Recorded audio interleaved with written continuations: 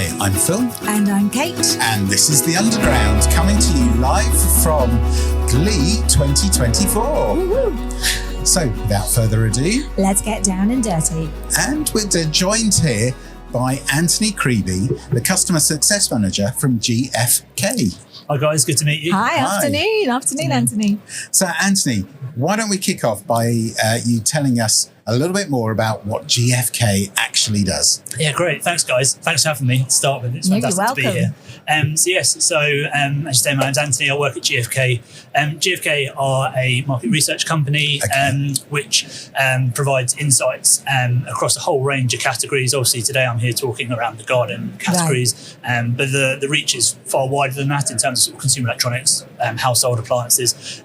But yes, I say sort of the home and garden being the focus for today.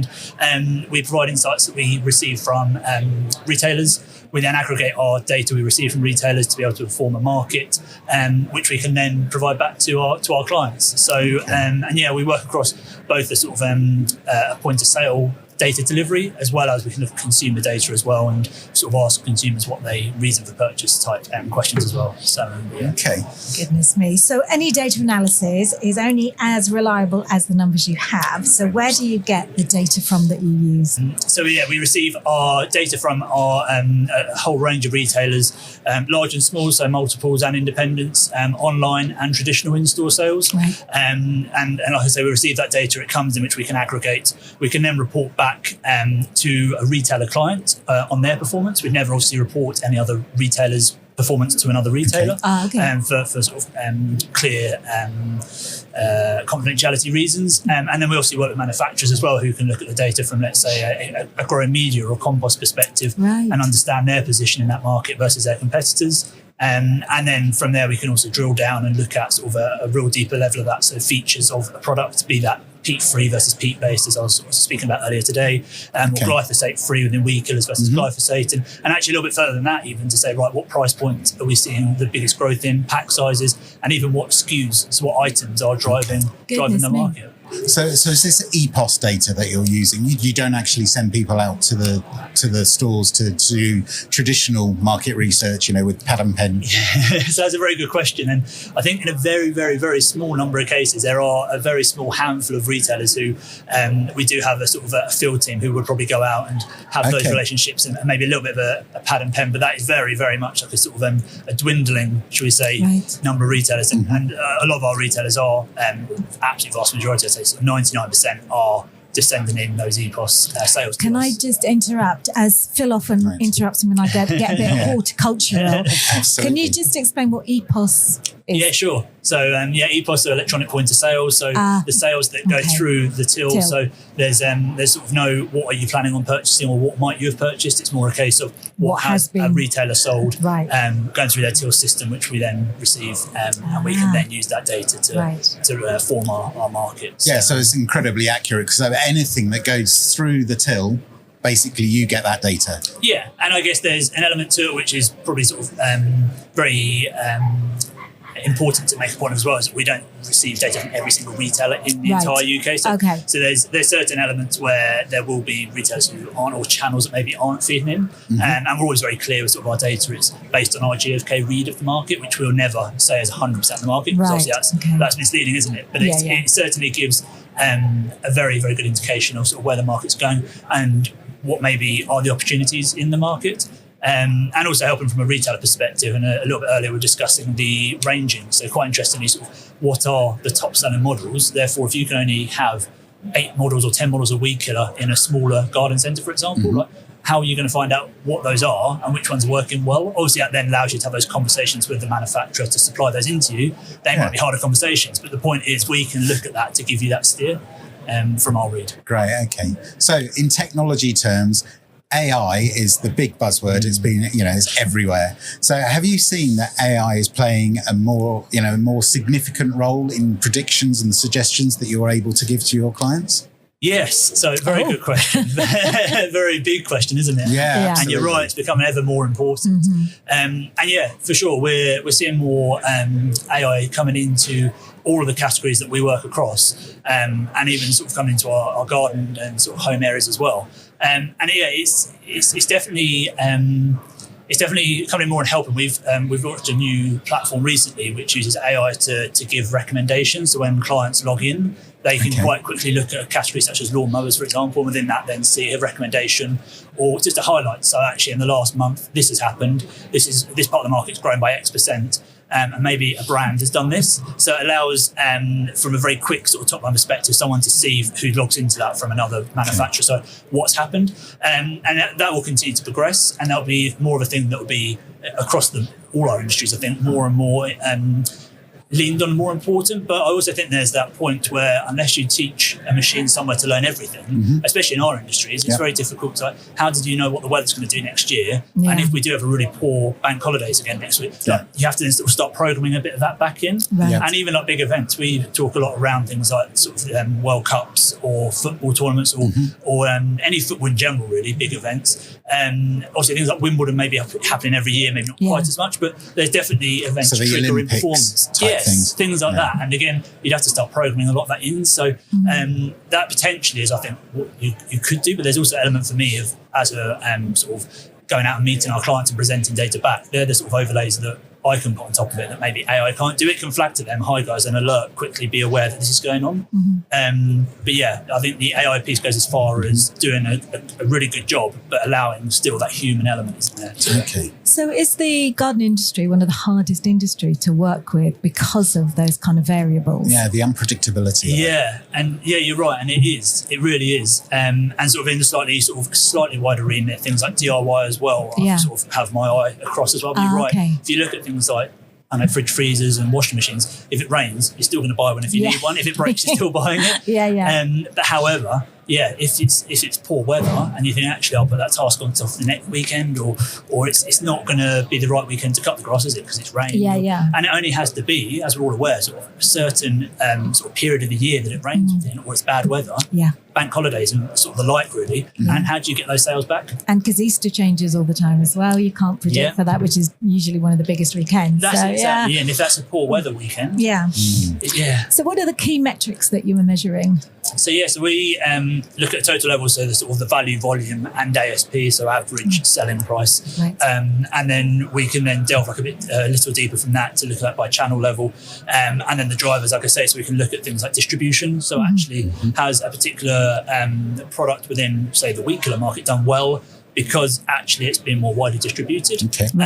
Has it seen a reduction in price compared to other products in the market? And it's adding all those different metrics together to actually say the reason behind the performance might be that it was seeing a 25% uplift in distribution, a price reduction, and therefore it's beaten its competitor or helped beat its competitor by doing that. But our main measures to start with that, and also sort of slightly wider in our data, and so just outside of POS, we have our consumer confidence, which again is always a really important measure, which we release every month. And not that I work on the consumer confidence side, but it's definitely another measure which everyone potentially would have heard of ahead of maybe here in GfK talking about weed killers. Can you just give us a little bit of an explanation about what that is? Yeah, sure. So our consumer confidence works with a panel of consumers on a monthly basis and asks them a range of questions around sort of their how confident they feel or how happy they feel with their personal financial situation. How do they think the next 12 months will play out for them financially, better or worse? How likely are they to make a major purchase? So it may be a bigger, more expensive barbecue or a more expensive lawnmower or actually a fridge freezer. And then we compile all that information together to give us a score and be able to say, right, as a whole, the consumer confidence is at the moment minus 13.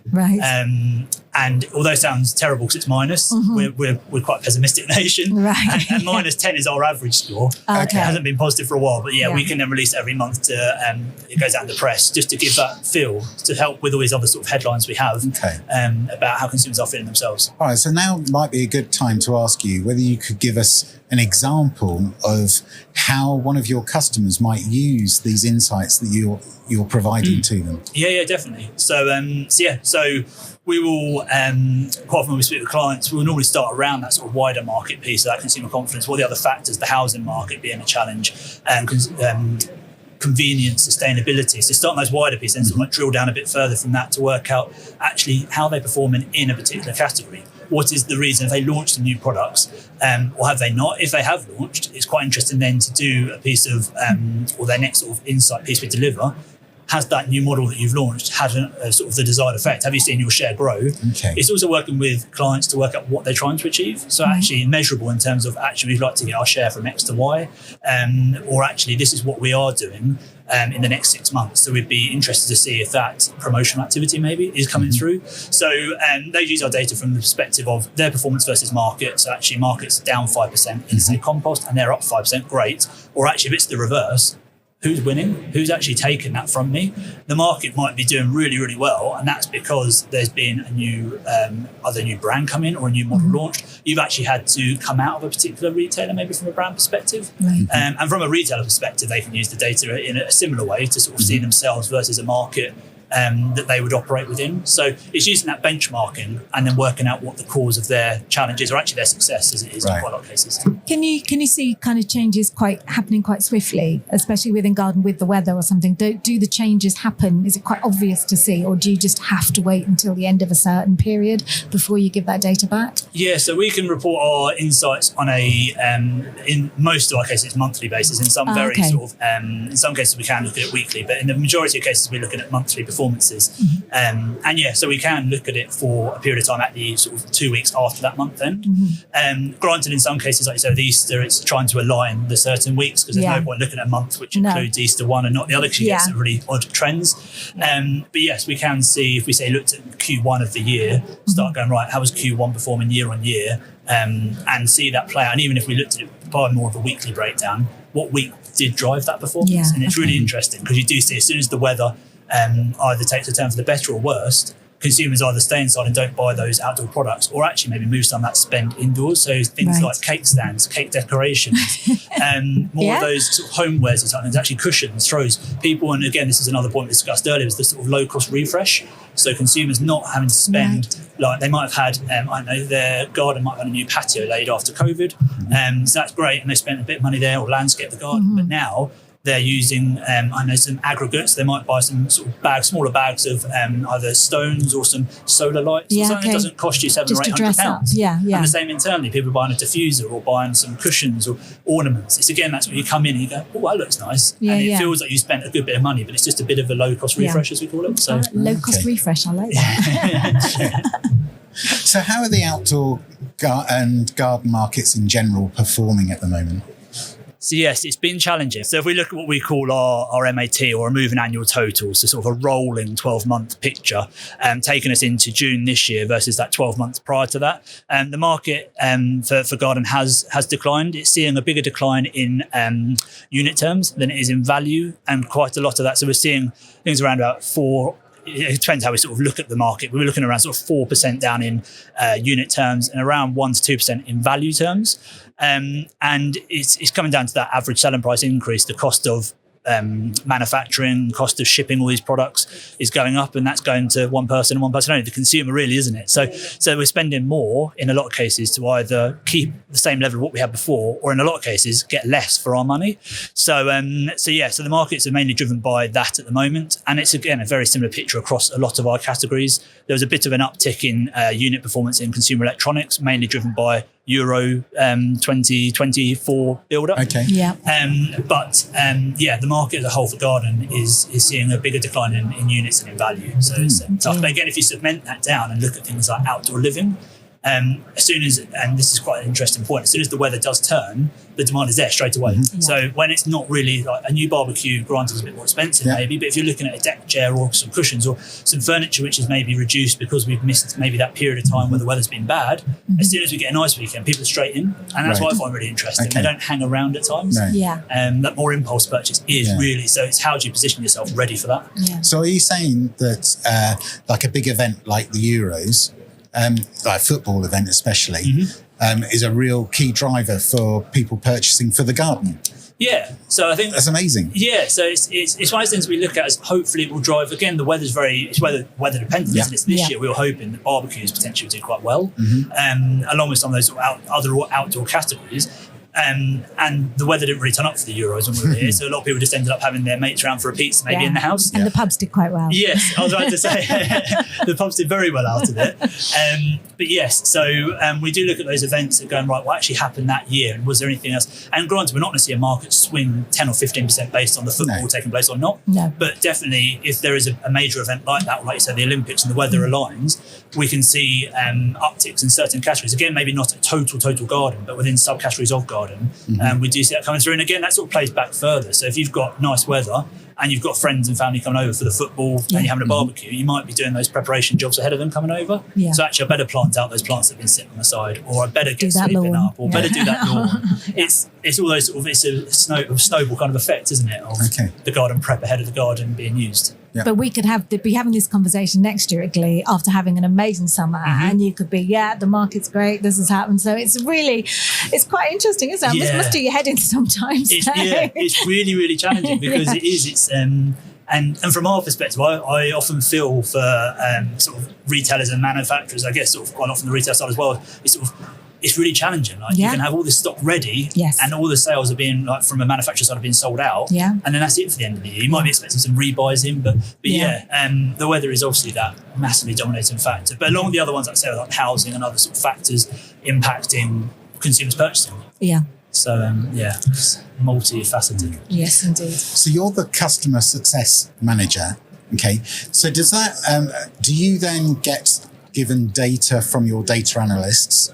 And then you have to convert that into, okay, well, if that's the data I'm being given, and that's what you're saying, I can then give that, I give it that spin, or, that's going to mean something to my customer, and I can tell them that. Or do your data analysts give you that as a sort of, they've already done that work? Do you understand what I'm saying? Yeah, definitely. So a lot of it is I say on me, it's in my role. So we'll have all the sort of operations team do all the processing of getting data combined, getting it all split out, getting it all into, so as you can imagine, retailer X sending in a massive feed of data, of which a portion that will be relevant to me and a portion that will be relevant to all my colleagues. So I will then receive that data, which I can then use to try and help answer clients' questions, whether that be from a retailer or manufacturer perspective. And a lot of it is worked on the basis of, we're getting a question regarding a performance of this. Can you help us understand, have we done as well as we thought we'd done internally? Because obviously a lot of our clients are seeing their own data performance or their own sales from their own internal figures. So my role would then be sort of pulling that together, getting the story, and trying to deliver back something insightful and actionable in kind of, not in as small a deck as possible, but you don't really want to be talking for 3 hours to someone about compost. You want to be going, right, this is what's happening, this is what you're doing. Oh, I do. Sorry, that was a bad thing to say, wasn't it? I would love to, with you, talk about it for 3 hours. And then the lunch comes in. It's trying to get to that as well, in terms of that insight for them. And opportunities, all of it again is great. Even if you have grown 10%, how do we grow 15%? It's never, as we know, it's never enough, is it? So is it quite an American kind of thing that you're doing? I mean, a customer success manager isn't a very British job role. Is that kind of an American thing, or is it just what you do, what GfK do? Yes. Very good question. And my role, so I would have probably been known probably about a year ago or 2 years ago as an account manager. Right. So then sort of job roles change. We've also had sort of a change in terms of Nielsen is GfK Nielsen now. Right. So Nielsen IQ, should I say, in GfK. So I think there's been some sort of terminologies that have maybe come across. So yes. So I've become now a CSM. Because it's quite you've got shoes to fill, haven't you? Calling yourself a success manager. Don't. Puts the pressure on. No, absolutely. Because I am a gardener guru, but for Evergreen I was the garden guru, and it's quite a lot of pressure. Definitely. You've got to be the one that knows everything. You walk in with that on your job title. Absolutely. And I'm a success manager, and then if the numbers aren't so good, and there does come that to it, doesn't it? There's an element of, and it's not spin, but it's trying to find still a positive, because there's no one wants to hear everything's terrible, and actually your performance isn't very good either. It's trying to work out, actually, you're doing very well in maybe this part of your market. Right. So then how do you maybe do that elsewhere? Or understanding ahead of time, actually, we know that client X has had a little bit of a challenge issue with something. Right. So instead of sort of playing on the thing of, you've had a challenge, it's more a case of, we know what's happened, but let's look where we could go this time next year. Like I say, it's a little bit of a pressure on the head otherwise. So, I mean, it sounds incredibly complex what you guys do as a business. Is that something that a small business could buy into? Or are you only targeting, the big companies within the sector? Yeah, no, 100%. So we can work, or we have clients who are sort of really, really big players, and also those who maybe are much smaller, either retail or manufacturer. So we can work with obviously a whole range of different size clients. And from our data we receive as well, obviously the more we receive in, the better that is as well for everyone involved. So of course, as soon as we can increase coverage a little more in a particular area and we can report back, we're getting slightly closer to the absolute market truth, so to speak. Not that anyone has that in the industry, and that's always the gap, isn't it? No one ever covers everything, and you might do something a bit better than someone else and vice versa. But in short, anyone who you could have a one person selling rakes out of their garage, and if they wanted some insight, we could take their data on board and provide them insights back. Because there's quite a few small and very new businesses at Glee this year. So you could actually go to say to them, look, I can really help you with your numbers and, help you know where you can start selling your products, that kind of thing. You can give that kind of new business advice. Yeah, and I find that really exciting because I really like speaking to people who go, I've never heard of this GfK. Like, what do you do and how does it work? Because it's like, this is great. Like, so for someone like yourself, you could...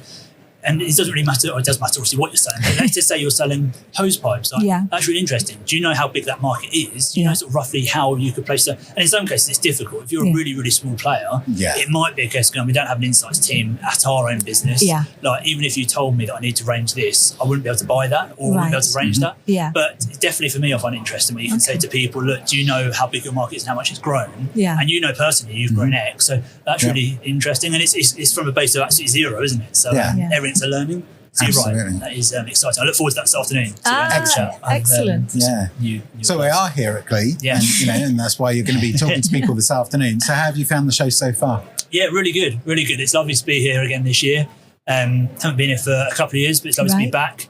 And for the 50th anniversary as well, which is very exciting. So and to have a speaking slot as well for the first time, which is fantastic. Well so yes, that was great. And it's great to see so many people here, so many stores all set up. And great to see some faces of people that we currently work with and obviously deal with on a sort of day-to-day, weekly basis. And also hopefully meet a lot of new people and sort of just even introduce them. If I can leave here today with another 100 people, not even that, maybe let's go for 20 people. Let's be realistic. Knowing a bit more about GfK, then that's exciting. Has anything caught your eye whilst you've been here?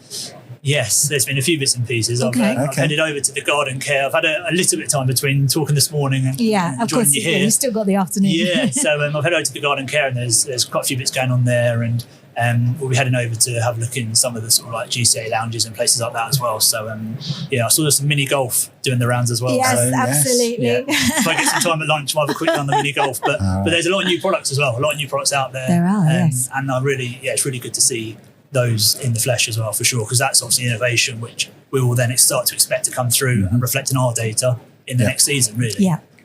So I look forward to seeing that now and then seeing the performance of that.